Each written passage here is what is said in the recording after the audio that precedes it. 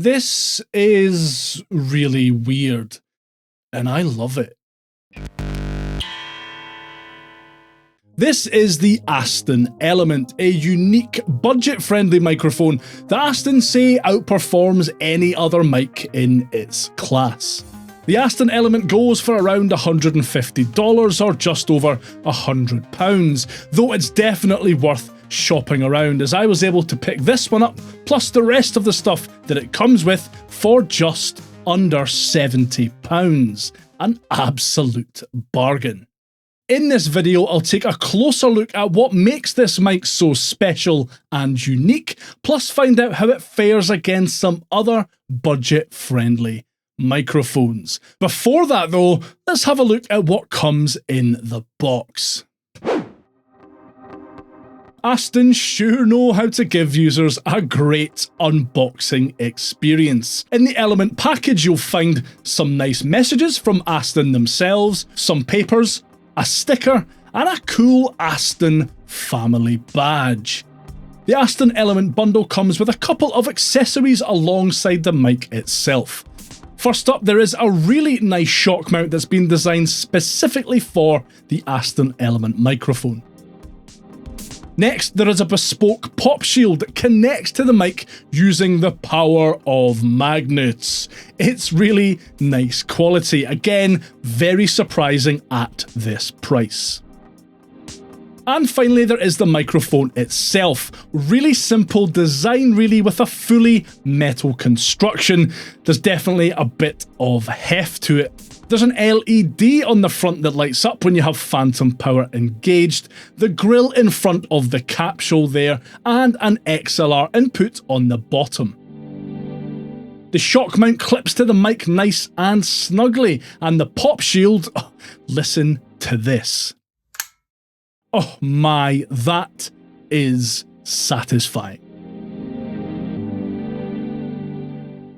Aston built this microphone with the help of 4,000 engineers, musicians, and producers who took part in, amongst other things, blind listening tests, where the Element was pitted against loads of other microphones. All of the data gleaned from those tests has helped to create a proper, unique, and quite exciting budget microphone. So how does it sound then? Well, the mic itself boasts brand new Ridian capsule technology, combining the best elements of all three existing classes of microphone. Using 48-volt phantom power, the mic's lightweight active moving coil diaphragm delivers high-end condenser mic sensitivity and performance with the punchy bass and rejection capability of a great dynamic microphone and the open, natural sound of a ribbon microphone. Hyperbolic marketing jargon or an accurate description of this mic's unique design? Let's find out. Alright, so I'm talking directly into the front of the Aston Element microphone, and as I turn it around, you'll be able to get an idea of the kind of rejection that this microphone has. I'll now speak into the back of the microphone. It does get a little bit louder there, and then if I spin it around to the other side, you can hear what that rejection sounds like even. And now I'm talking back into the front of the microphone. So you're kind of getting an almost condenser microphone quality of sound with a dynamic microphone type of rejection. Really handy if you record in noisy places or somewhere that has a lot of background noise like dogs. Dogs? Why dogs? I don't know. A washing machine? Giant cats? Giraffes breaking into your garden? I don't know. But anyhow, if you're using this microphone, you're not going to hear any of that.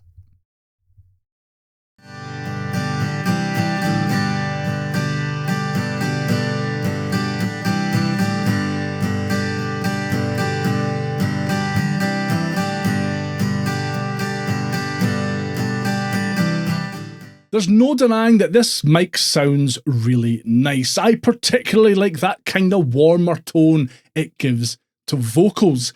But how does it measure up against other microphones in its class? In the following tests, I'll record vocals and acoustic guitar using 3 differently priced microphones. the Behringer C1 condenser microphone that goes for around £40 or $60. Of course, the Aston Element itself, and the Rode NT1 condenser microphone that goes for around £250 or around $300.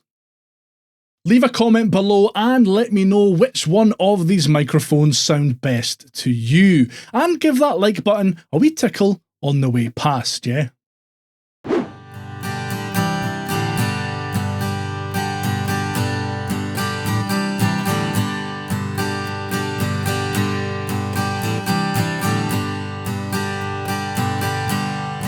Testing out some mics, seeing how they compare against the Aston Element.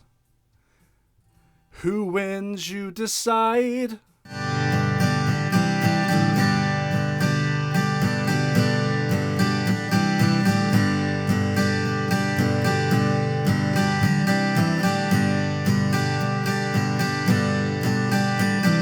Here we go again. This time it's the microphone that we're focused on.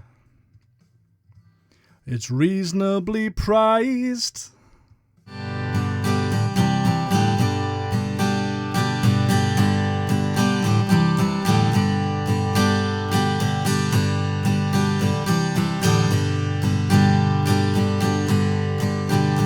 Here's another mic.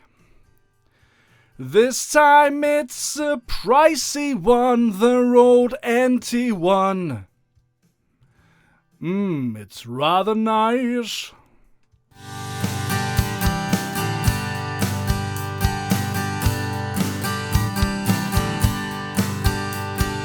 Testing out some mics, seeing how they compare against the Aston Element. Who wins, you decide. And please, like, comment, and subscribe.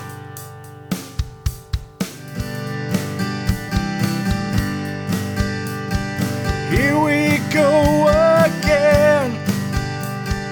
This time it's the microphone that we're focused on. It's reasonably priced, and I think that's very, very nice.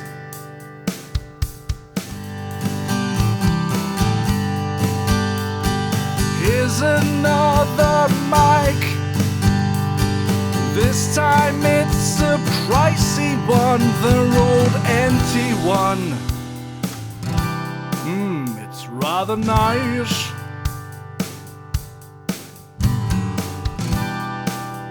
But is it worth the price? Well, this thing might well be a bit weird, but wow, are you getting a lot of performance for that budget price point. Aston microphones have loads of experience creating some of the best premium microphones in the business, and it's great that they've applied all that know-how to this entry-level microphone. Far more than just marketing spin, the People's Microphone moniker is well deserved in my opinion, as this microphone has clearly been fine-tuned to perfection. It gives a lovely, warm, almost vintage-like tone to things like vocals and guitars, and while it may lack that sparkly top end that you'll find in more expensive microphones, it still far outclasses pretty much anything else at this price point, in my opinion anyway. Astonishingly great value. I'd highly recommend the Aston Element if you're in the market for a new, reasonably priced microphone, regardless of what you plan to use it for. This thing will make anything sound good. Let me know what you think of the Aston Element microphone down in the comments, and make sure and leave a like if you enjoyed this video and found it helpful, and stick around to find out why you might want to take a closer look at this surprising audio interface.